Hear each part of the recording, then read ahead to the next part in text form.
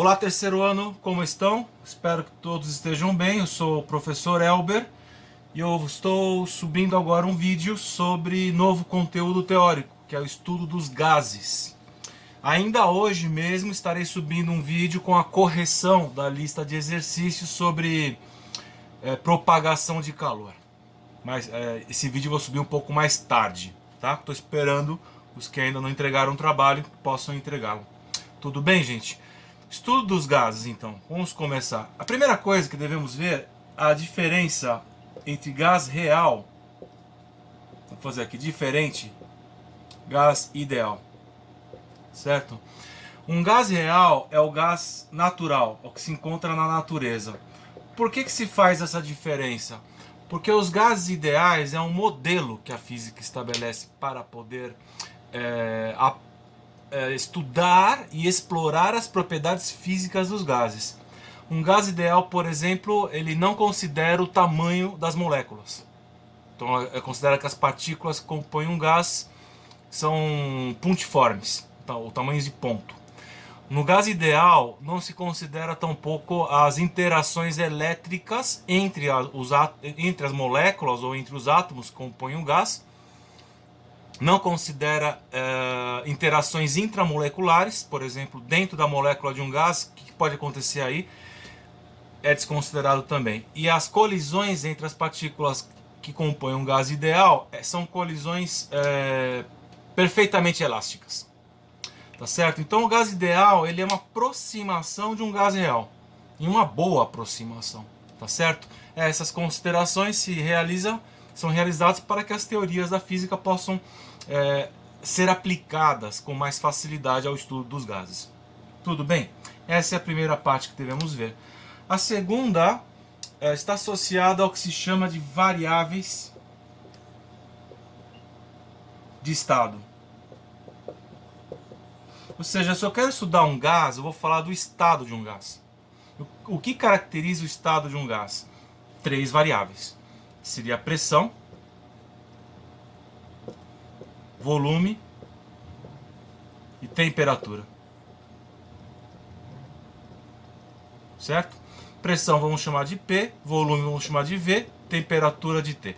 Então suponha que eu tenho um gás a uma pressão P1, volume V1 e uma temperatura T1. Isso aqui caracteriza um estado, vou chamar de E, tá? Suponha que o gás sofra alguma mudança, sei lá, ele aumenta a temperatura e diminui o volume. Suponha que a pressão passa a ser P2, o volume fica igual e a temperatura T2. O fato de ter mudado uma variável de estado, não importa, ou 2 ou 3, já faz com que o estado do gás seja diferente, tá certo? Então essas 3 grandezas físicas são usadas para caracterizar o estado dos gases. Tudo bem? É delas que vamos trabalhar para realizar o estudo dos gases. Tudo bem? Bom, transformação de estado, então, é quando uma das variáveis de estado do gás, ou mais, mudam seu valor, certo? Então o gás se transforma, ele muda de estado.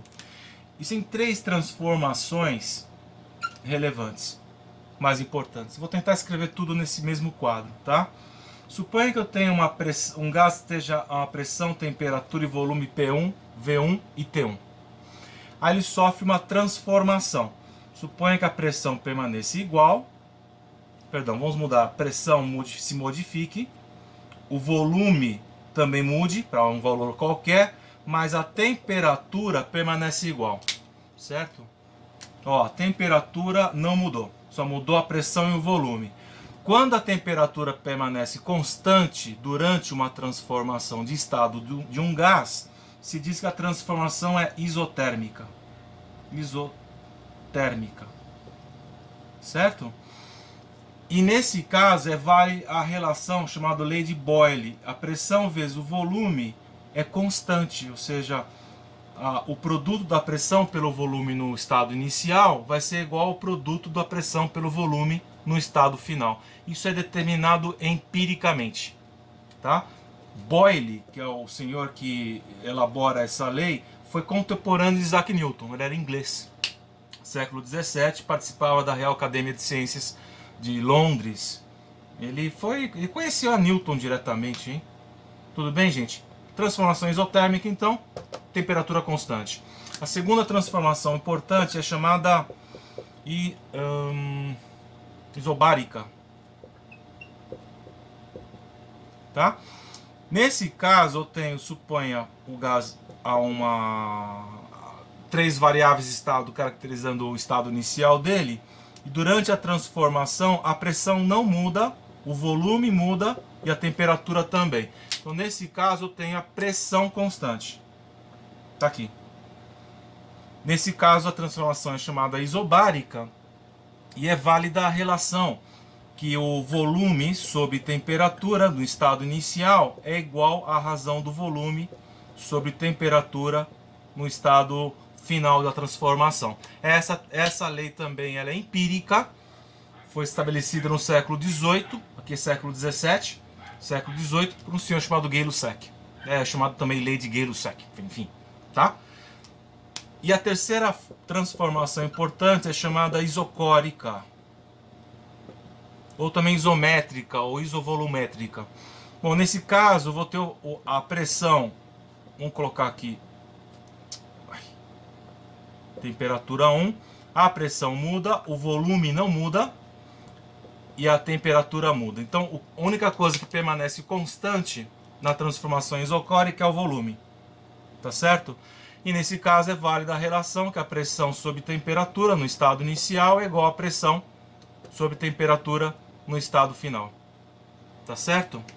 Então aqui surgem três relações que vão se convergir para uma única relação, que é chamada, é uma equação geral dos gases, que é o tema que vamos ver a continuação, certo? Bem, se tomamos as três leis anteriores, vou escrevê-las aqui, P1, V1, P2, V2 para a temperatura constante, V1 sobre T1, V2 sobre T2 para a pressão constante. Vamos colocar do lado aqui, temperatura constante, pressão constante, e P1, T1, P2, T2 para volume constante. Tá certo? Se eu uno essas três, vai surgir a relação que pressão 1, volume 1 sobre temperatura 1, pressão 2, volume 2 sobre temperatura 2. Isso aqui é constante. Ou seja, para qualquer transformação de um gás, o produto do volume pela pressão dividido pela temperatura é sempre o mesmo valor. Tá certo? Para o mesmo gás. Isso é importante. Então, essa constante aqui, quem será? Bom, vou passar a temperatura aqui multiplicando. Vou ter pressão, volume, constante vezes temperatura, certo?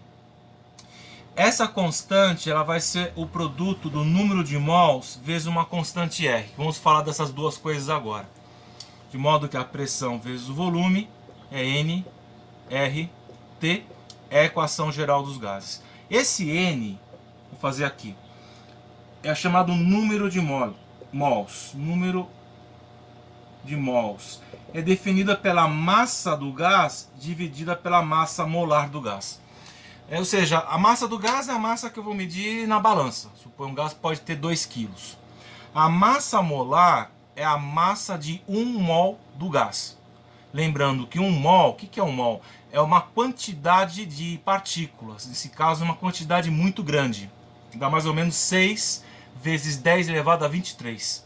Então, se eu pego 10 elevado a 23 partículas de um gás e meço a massa dessas 10 elevado a 23 partículas, é a chamada massa molar. Então, o número de mols é a massa total do gás dividido pela massa molar. Tá certo? O R é a constante universal dos gases. É um número.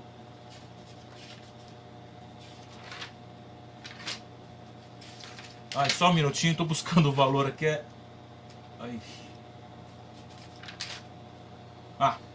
A constante universal pode ser escrita como 8,31 joules por mol Kelvin. E também pode ser escrita como 0,082 atmosfera litro por mol Kelvin. Esses dois valores aqui se usam para a constante universal dos gases. Tá certo? Que é essa constante R que apareceu aqui. Então, a equação geral basicamente estabelece que o produto, a pressão pelo volume de um gás é igual ao número de mols desse gás, que ao final esse N está representando a massa dele, de uma maneira que está observando o valor de uma massa molar do gás, é multiplicada por uma constante que é determinada em laboratório e a temperatura. Tá certo? Bom, continuemos. Bem, supõe agora, vamos fazer a mistura de gases. Como é que funciona? Supõe agora que eu tenha dois recipientes. Um primeiro recipiente com um gás, uma pressão, um volume e temperatura que chamei de subíndice 1, número de mols N1. No outro recipiente, um gás a um outro valor de pressão, outro volume, outra temperatura e outro número de mols. E tenho aqui duas válvulas. Essas duas válvulas estão cortando o caminho para esses dois gases se unirem num único recipiente, onde os dois gases poderiam se misturar um ao outro, gerando uma nova pressão, que eu chamei de PM, que é a pressão da mistura, volume da mistura e temperatura da mistura. Então a pergunta é saber como vou associar essa mistura com os dois grupos de variáveis de estado inicial de ambos os gases. O que eu tenho aqui, que eu posso somar, ou subtrair, ou mover as coisas, é o número de mols. O número de mols, como eu falei anteriormente, está querendo representar a massa, ou quantidade de matéria do gás. Então, se eu tenho dois gases, N1 e N2, o número de mols total vai ser a soma do número de mols do gás 1 com o número de mols do gás 2, certo? Bom, eu sei que PV é nRT, então o número de mols vai ser o quê? Pressão volume dividido para a constante universal dos gases vezes temperatura, certo? Então a pressão da mistura, volume da mistura, R, temperatura da mistura, vai ser igual pressão 1, volume 1, R de T1, pressão 2, volume 2, R de T2. A constante R é igual para todos, cancela. Então, para uma mistura, a relação entre as variáveis estados se estabelece através dessa equação.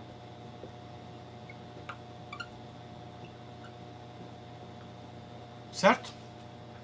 Basta somar, aplicar os valores. Na seleção de exercícios associados a essa aula, eu pedi um exercício que é de mistura de gases. Tá certo? Eu acho que são 3 exercícios somente. 3 ou 4. Tudo bem, gente? Agora vamos ver gráficos.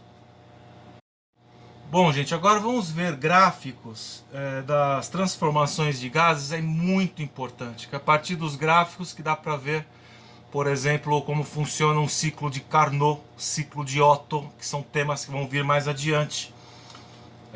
Trabalho, a energia que um gás pode oferecer através de uma transformação, que é precisamente o que acontece dentro do motor de um carro. Com expansões adiabáticas, chamadas assim, tá certo? Então, essa aqui é a primeira abordagem de gráficos, é importante ver como funciona. Primeira coisa, eu vou fazer o gráfico para transformação isotérmica, isobárica e isocórica. Os 3 gráficos é pressão por volume, sempre pressão por volume, tá certo? Na transformação isotérmica, temos que a temperatura é constante. Então, se eu jogo os valores de pressão, PV é constante, certo? Então a pressão vai ficar uma constante dividido por volume. E a curva de uma função do tipo y1 sobre x é uma curva assim. Então essa curva vermelha, todos os pontos a temperatura é igual, T1.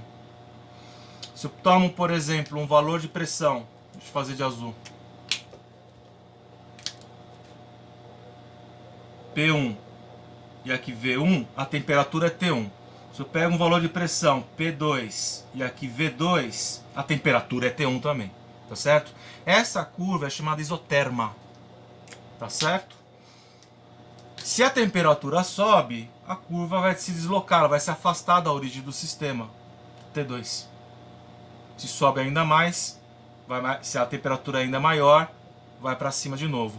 Aqui eu tenho T3 maior que T2 maior que T1, tá certo? Essas são as isotermas. A isobárica, a pressão é constante. Então vamos, para fazer a isobárica, eu vou tomar uma temperatura, duas isotermas, T1 e T2. Então a curva da isobárica vai ser Se eu tenho um valor de pressão constante, a transformação ocorre assim, nessa direção. Certo? No caso da isotérmica, as transformações ocorrem em cima dessas curvas. Tá certo? Então aqui eu tenho P0, vamos supor um volume V0, temperatura é T1. Quando sofre a transformação isobárica, a pressão fica igual, o volume muda e a temperatura muda também. Para as transformações isocóricas, da mesma forma, vou tomar duas isotermas, perdão. No caso agora o volume é constante, certo? Então a transformação vai ocorrer dessa forma, de baixo para cima, tá? Ou de cima para baixo, dependendo qual seja a transformação, não importa. Então para esse primeiro valor eu tenho um valor de pressão, aqui eu tenho um valor novo e aqui duas temperaturas diferentes, tá certo? De uma curva vermelha para outra é que muda a temperatura, mas o volume é constante, tá certo? Isso aqui são os gráficos das transformações isotérmicas, isobáricas e também isocóricas. Para terminar, falta só falar de transformações adiabáticas. Isso é rápido, é só uma equação. Vamos deixar para depois isso, tá bom? É isso aí, gente. Eu deixei alguns exercícios indicados. Fui comunicado que agora vamos sair de férias. Então essa atividade fica para depois das férias. Tudo bem? Bom descanso a todos. Espero que tenha ajudado vocês. E até a próxima, então. Tchau.